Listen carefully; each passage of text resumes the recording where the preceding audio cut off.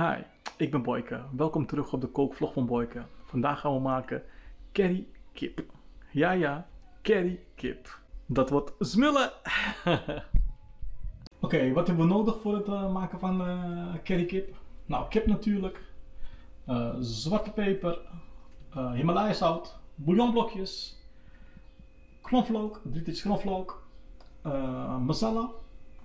Ofwel currypoeder. Witte peper, komijnzaad en een ui. Maar ik denk dat het ui veel te veel is, dus het wordt een halve ui. Nou, voordat ik begin met het hakken van de kip. Zoals je kunt zien, het kip... ja, sommige mensen vinden het vel lekker, sommige mensen vinden het vel niet lekker. Wat ik doe, ik vind het vel wel lekker, dus ik maak de helft wat te veel is van het vel, haal ik eruit. En de andere helft, wat te veel haar op zit, ja, die doe ik weg.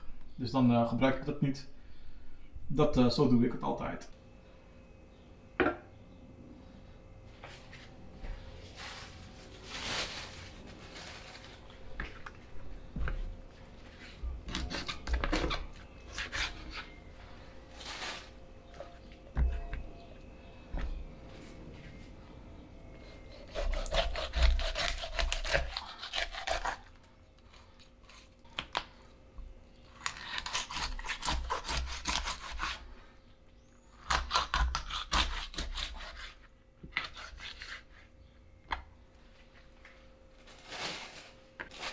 Het overtollige vel gaat eraf.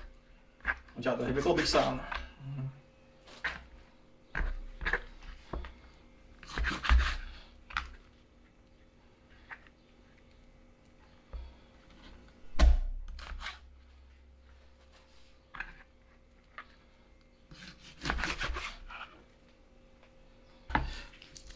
Van deze kant gaat het vel eraf. Dan heb je één gedeelte met vel, ander gedeelte zonder vel. Kijk, en je kan het vel heel makkelijk eraf trekken.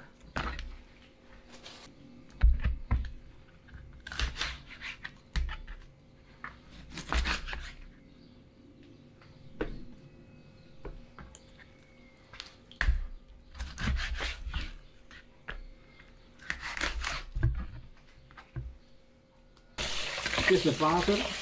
Gewoon goed wassen. Suriname zal altijd, wassen altijd hun kip met azijn. En dat heb ik natuurlijk ook. En dat is gewoon natuurazijn die je kan gebruiken. En het is gewoon meer om het vet af te breken.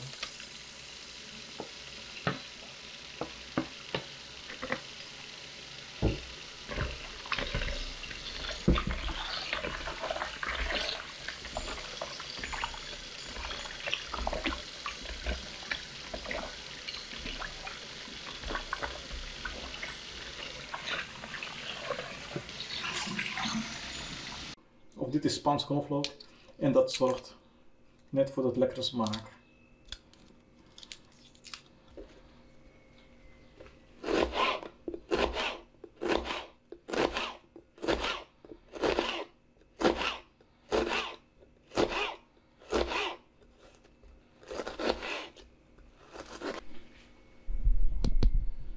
Om het geheel toch nog wat lekkere smaak te geven, kijk, ga ik 3 knoflookstampen met Madame Jeanette. Ik heb een groene Madame Jeanette. Ja, je hebt ook geel natuurlijk. Nou ja, ik had dit voor de hand. En dan gaan we dit lekker stampen.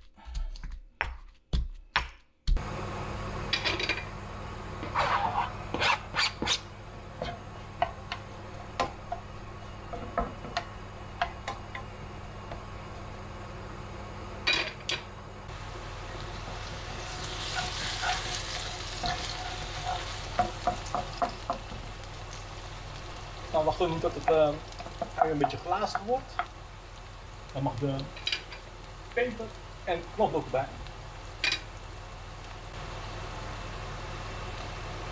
Ja.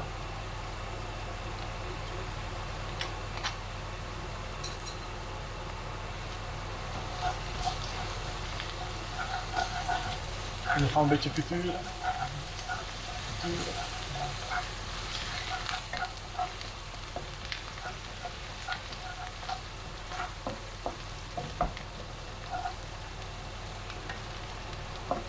in het Hindoestaanse keuken zijn de basisgerechten uien, knoflook, masala of wat curry.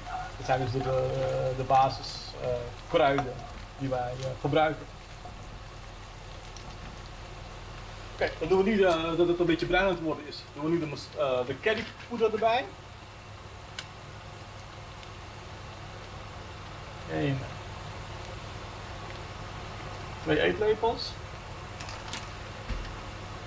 Even wat zacht, want het mag niet aanbrengen. Nou, dan gaan we dit even flink even aan.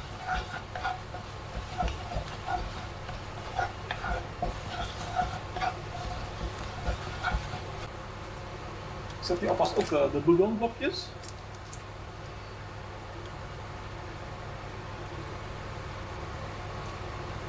Alvast 1 dan.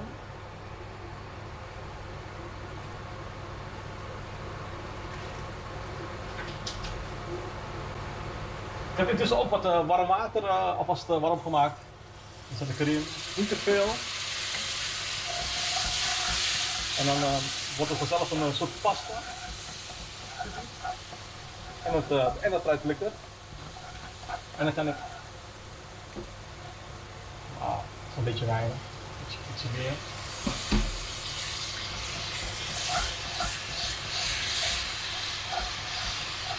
Ja, nu past het goed. En dan kan ik nu alvast de kipje in doen.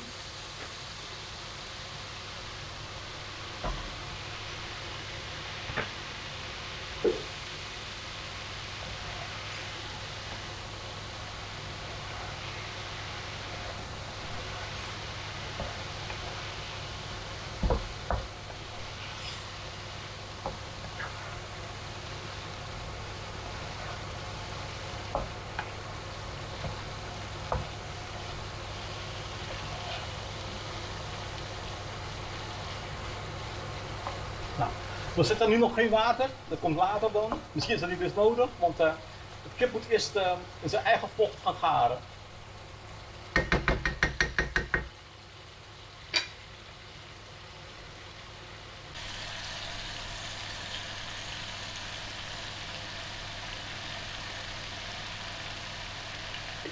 Oké, wat we nu doen is zetten op een laag vuurtje en dan gaan we lekker laten sudderen. Dat het een beetje goed gaar wordt.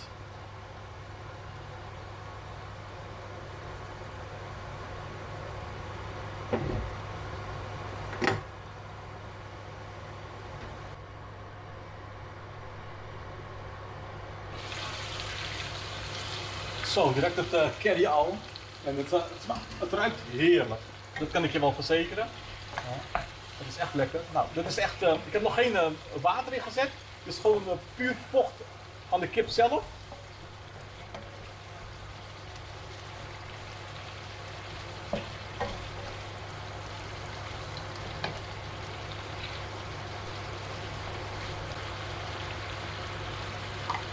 Dan smaakt die.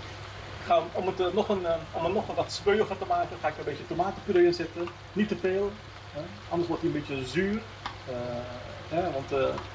Dus ja, een klein beetje. Dan krijgt hij ook nog een mooie kleur rood.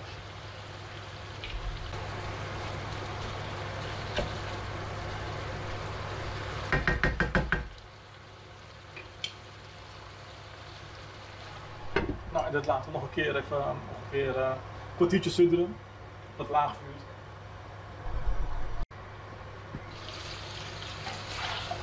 Oh, mensen. Het ruikt echt heerlijk. Nou, zoals je kunt zien heb je helemaal geen water nodig om dit gerecht te maken. Om extra water toe te voegen. Dat heb je helemaal niet nodig. En dan gemalen komijnzaad.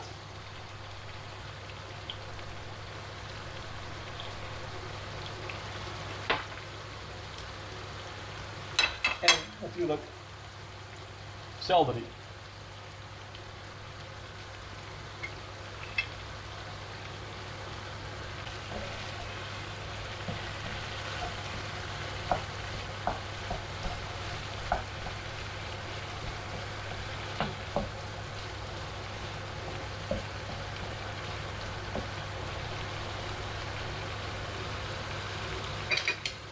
En dan is het klaar.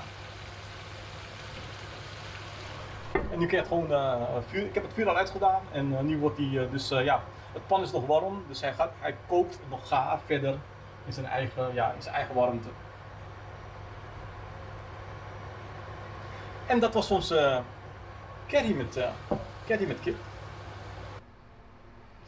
Nou, lieve mensen, dit is het eindresultaat van mijn currykip. Currykip, groenten, bruine rijst, ofwel zilvervliesrijst en een pepertje voor decoratie. Ja. En het is lekker, geloof me maar. Oké, bedankt voor het kijken en tot de volgende keer. Vergeet niet te liken en te subscriben. En laat me weten in de comments wat je ervan vindt. Dat vind ik heel erg interessant. En natuurlijk antwoord ik altijd. Nogmaals, like en subscribe. En see you next time. Bye bye.